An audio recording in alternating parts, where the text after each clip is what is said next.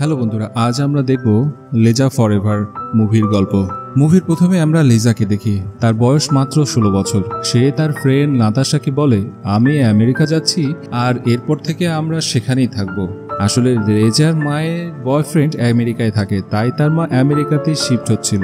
এইদিকে লেজা খুবই খুশি ছিল, কারণ সে প্রথমবার আমেরিকা যাচ্ছে। কিন্তু সেদিন রাতে ডিনার করার সময় লেজার মা লেজাকে বলে, আমরা প্রথমে আমেরিকায় যাব, সেখানে থাকার ব্যবস্থা করব, কাজের ব্যবস্থা করব, তারপর তোমাকে সেখানে নিয়ে যাব।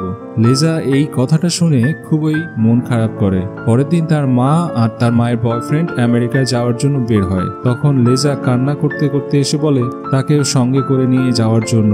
তখন তার মা তাকে বলে, আমি কিছুদিন পর তোমাকে ডেকে নেব। এই বলে তারা চলে যায়। কিন্তু লেজা খুবই কান্না করে। সে কত আশা করে বসেছিল সে আমেরিকায় যাবে। এদিকে লেজার আন্টির দায়িত্ব ছিল লেজার দেখাশোনা করা। আন্টি লেজাকে একটা ভাঙাচোরা ঘরে থাকতে বলে, কিন্তু লেজা এখানে থাকতে রাজি না। তখন আন্টি বলে, তোমার ফ্ল্যাটের ভাড়া আমি দিতে পারবো না, থাকতে হলে এখানেই থাকো। লেজার কাছে আর কোনো রাস্তা ছিল না। সে তার সমস্ত জিনিসপত্র নিয়ে এই ভাঙা বাড়িতেই থাকার জন্য চলে আসে। পরের দিন সে স্কুলে যায়। তাদের ক্লাসের সবাই লেজাকে দেখে খুবই হাসছিল, কারণ আগের দিন লেজা সবাইকে বলে গিয়েছিল সে আমেরিকা যাবে। লেজার বাড়ির পাশেই একটা ছেলে থাকতো, যার নাম গ্লোরিয়া। সেদিন রাতে লেজা তার ফ্রেন্ডদেরকে ডেকে নিয়ে এসে তার রুমে পার্টি করছিল। এখানে গ্লোরিয়াও ছিল। তারা খুবই নেশা করে, খুবই মজা করে। তার ফ্রেন্ড ওখানেই তার বয়ফ্রেন্ডের সাথে ইন্টিমেটও হয়। তখন গ্লোরিয়া লেজাকে কিস করতে চায়, কিন্তু লেজা তাকে আটকে দিয়ে বলে, তুমি অনেক ছোট। কিছুক্ষণ পর সেখানে তার আন্টি চলে আসে, লেজাকে এক চড় মারে আর তার ফ্রেন্ডদেরকে রুম থেকে বের করে দেয়। এইদিকে গ্লোরিয়ার বাবা গ্লোরিয়াকে বাড়ি ঢুকতে দেয় না, তাই সে একটা ব্রিজের উপর বসেছিল। তখন ওখানে লেজা আসে। তারা একসঙ্গে অনেক সময় কাটায়। তখন গ্লোরিয়া বলে, আমার বাবা বাড়ি ঢুকতে দেবে না, আজকে রাতটা কি তোমার এখানে থাকতে পারি?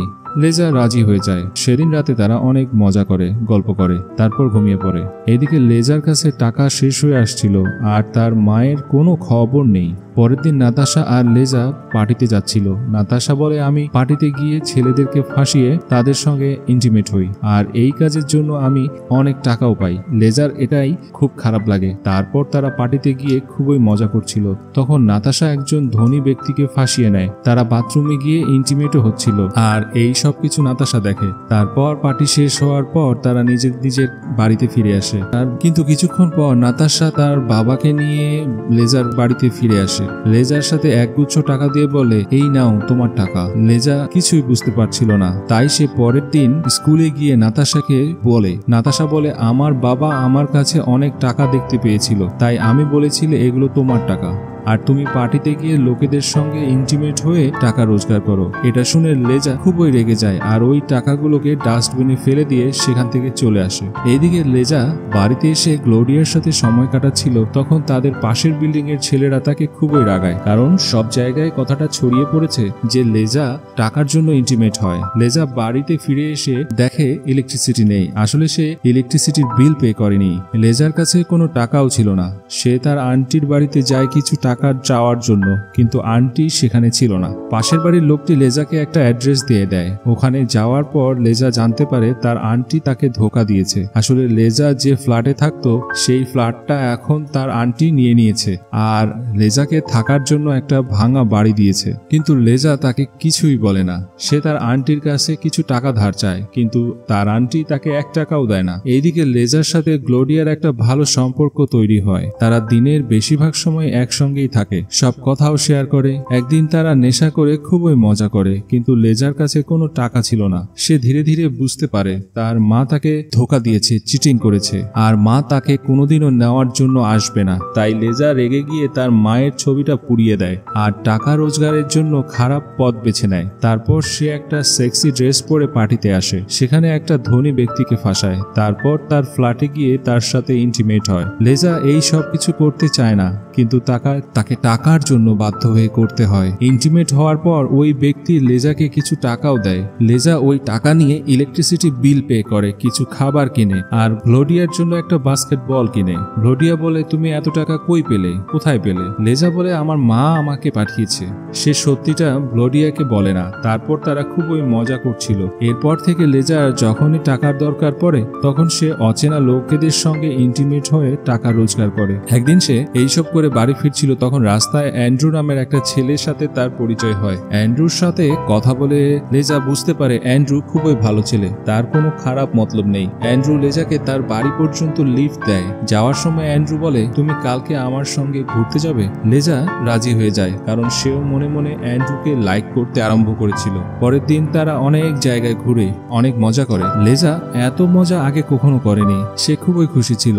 ধীরে ধীরে তাদের মধ্যে একটা ভালো সম্পর্ক তৈরি হয়ে যায়। লেজা বাড়িতে এসে ভ্লোডিয়াকে এই সব কিছু বলে। ভ্লোডিয়া বলে, অ্যান্ড্রু ছেলেটা ভালো নয়, ও বাস তোমার সাথে ইন্টিমেট হতে চায়। কিন্তু লেজা কোনো কথাই শোনে না। পরের দিন অ্যান্ড্রু বলে, আমি লন্ডন যাচ্ছি, তুমি কি আমার সঙ্গে যাবে? ওখানে আমরা এর থেকেও ভালো জীবন যাপন করতে পারবো, নতুন বাড়ি, নতুন কাজ, সেখানে সবই আছে। লেজা অ্যান্ড্রুর কথায় যাওয়ার জন্য রাজি হয়ে যায়, কারণ সে অ্যান্ড্রুকে অনেক বিশ্বাস করতে শুরু করে।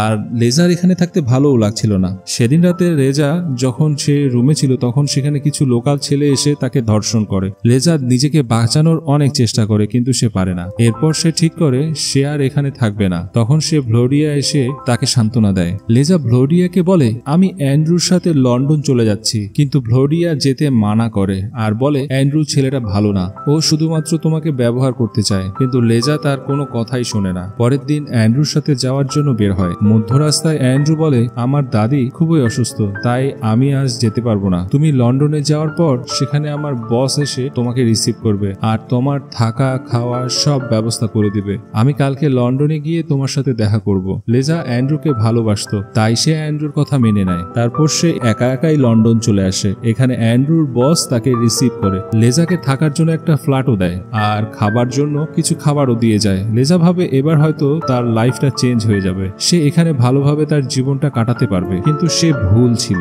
কারণ লেজা তখন বাথরুমে স্নান করছিল, তখন বস এসে তাকে ধর্ষণ করে। লেজা এখানেও নিজেকে বাঁচাতে পারে না। লেজা এবার বুঝতে পারে যে অ্যান্ড্রু তাকে ধোঁকা দিয়েছে। আসলে অ্যান্ড্রু বসের কাছে লেজাকে বিক্রি করে দিয়েছে।